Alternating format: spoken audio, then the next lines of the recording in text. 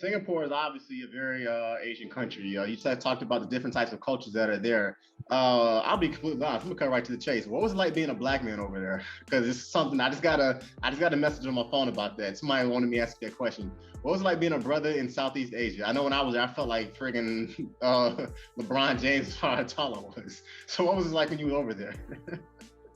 Um, so it will depend again on where exactly you go.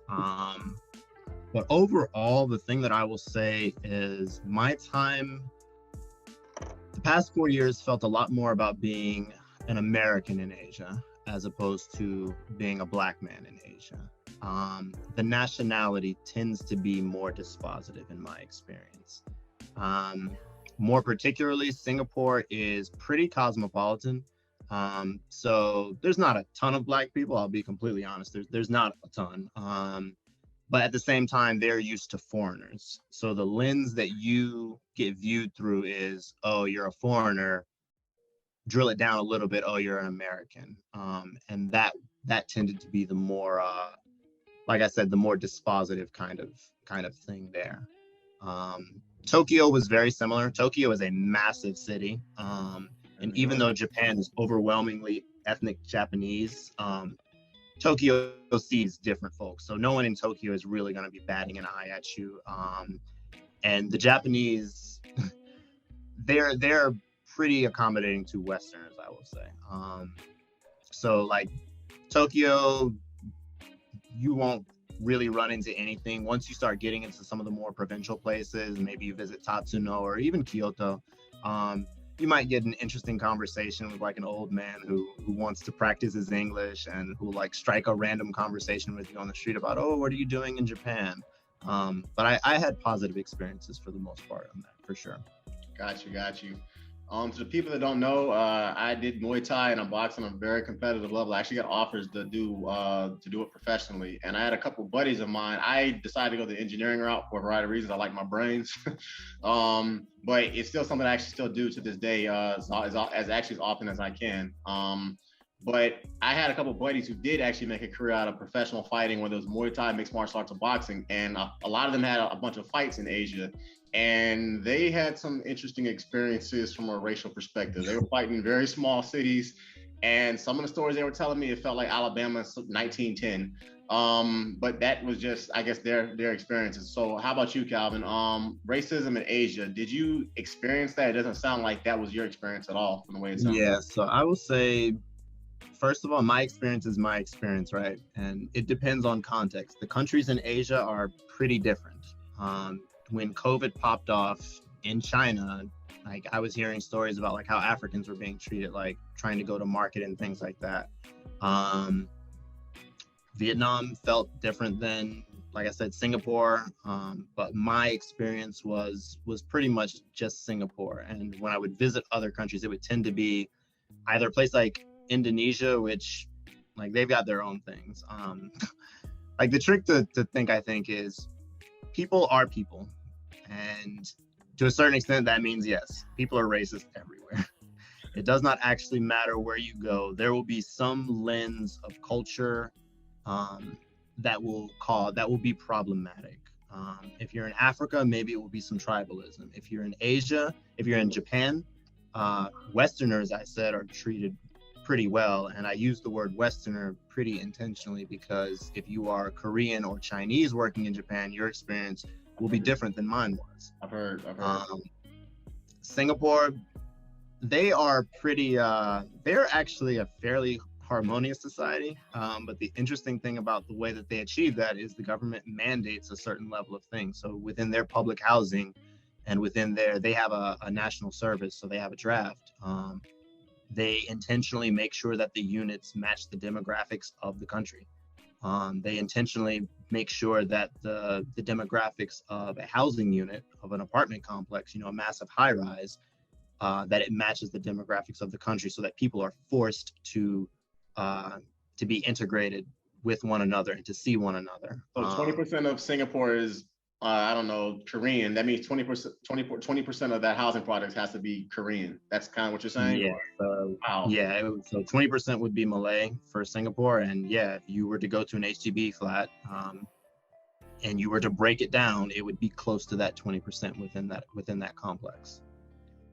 So they're, like I said, they're pretty heavy-handed about the way that they do that.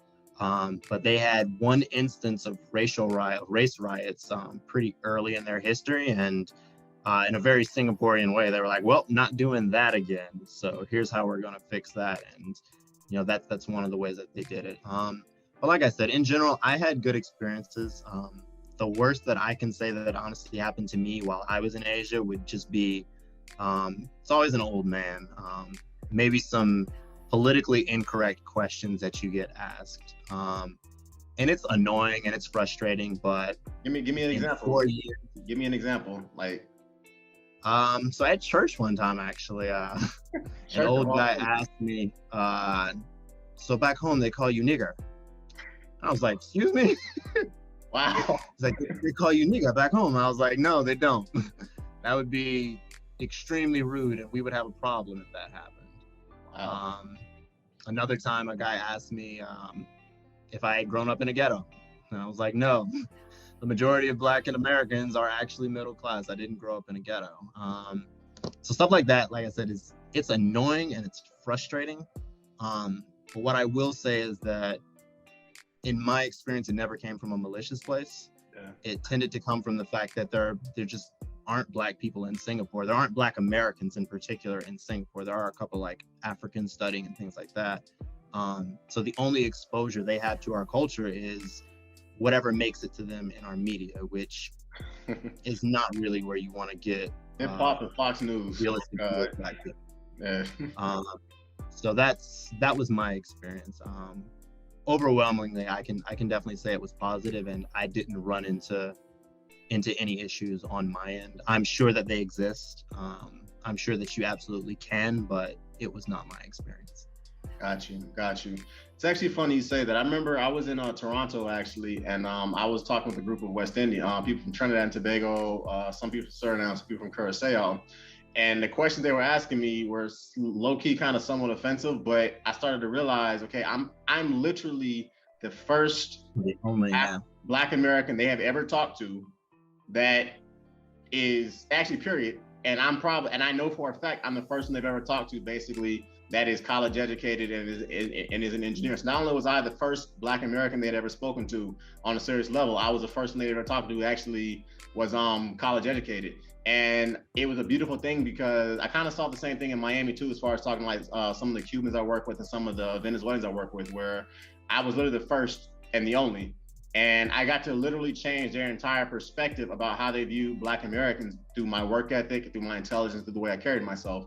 Because like you said, unfortunately, I don't know if it's like this in Singapore, but the image they show of a lot of our people who share our reflection on the media is not good. Through hip hop, through Fox News, sometimes the CNN or whatever, it's not good. And one of the cool things that you were telling me from what it sounds like in Singapore was you were able to change people's, to some extent, opinion about how they viewed Black people. We weren't just the hoodie wearing, drug dealing, gang banging, baby mama types that unfortunately the media tries to portray us out to be. You completely changed that entire narrative. And that's what I was able to do with this group of Trinidadians and people from Curacao up in Toronto. So it's pretty cool. All right, let's keep it moving. Somebody asked me this question, so I'll ask it. You kind of touched on, but racism in Asia versus racism in America, what are the differences? If that's something you want to go into, you can talk about it pretty quickly, but they asked me the question, so I'll... Not particularly, to be honest. American racism, that is an entirely different conversation. If you were to ask me, have I experienced it? The answer is yes.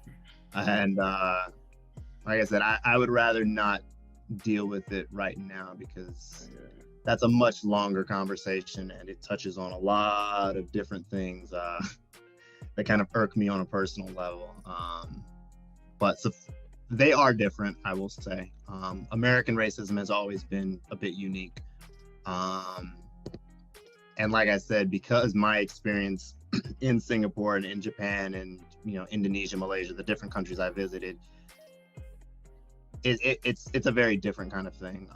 And to a certain extent, to be fair, especially in a place like Japan, what that really means is, maybe to reflect on our own culture a little bit is I was not the intended target of the cultural problems that exist in those places.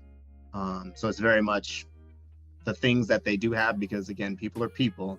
Everyone's got their thing. I was on the outside of that dynamic, and if I'm being completely honest, it was nice to be on the outside of that dynamic for once. Yeah, I feel you. I studied mechanical engineering with a gentleman. I'll keep it. I won't say his name, but he is actually an electrical engineer now, PhD electrical engineering student, teaches at Georgia Tech, and he's a professional Muay Thai fighter. He's of Korean descent, and one day a Chinese gentleman walked into our gym, and I don't know what he said to this particular guy, and on that way, but he beat the absolute brakes off of this Chinese guy. I don't know what the history is between the countries, and like you said, it's kind of interesting seeing quote unquote racism, but you're not the intended target of it. And it's interesting when you go abroad, because I've seen that in Europe, I've seen that in different countries where I'm like, man, this is some racist ish that I'm seeing, but I'm not actually the target of this for a change. It feels kind of strange. So it doesn't make it right, but it's yeah, but it is a thing. It is a dynamic for sure. Yeah.